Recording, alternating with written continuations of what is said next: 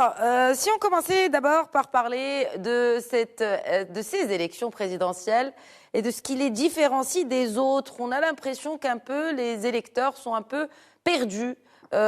Mustapha Tossa, un commentaire là-dessus?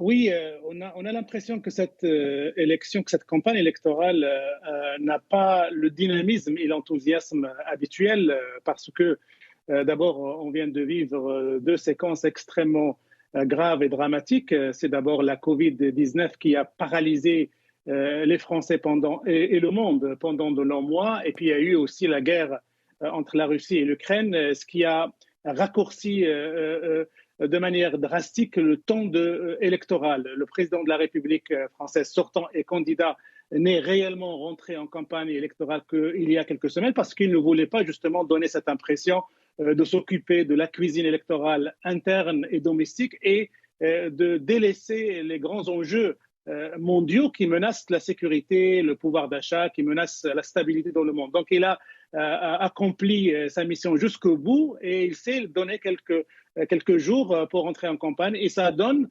l'impression, cette illusion que la campagne électorale a été confisquée aux Français, qu'il n'y a pas eu débat.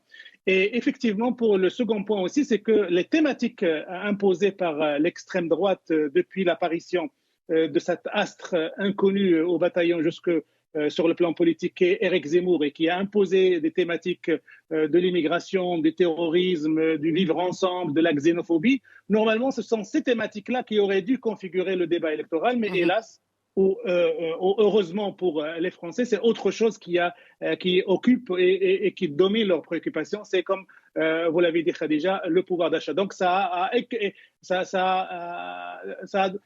amoindri un petit peu l'effet Zemmour, ce qui fait que nous aujourd'hui, on ne parle plus immigration, on ne parle plus xénophobie, on ne parle plus terrorisme, on ne parle plus islamisme entre guillemets, on parle pouvoir d'achat et devenir de la société française.